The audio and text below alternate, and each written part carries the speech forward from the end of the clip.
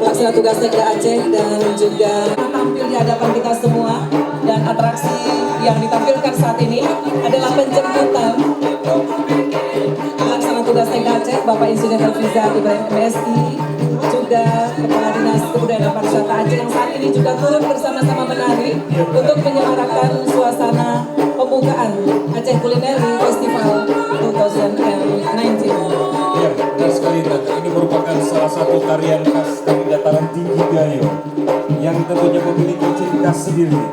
Kuel sendiri bermakna bahwa membunyikan, dan artinya ada bunyi-bunyian dari dataran tinggi Gayo yang mencerminkan semangat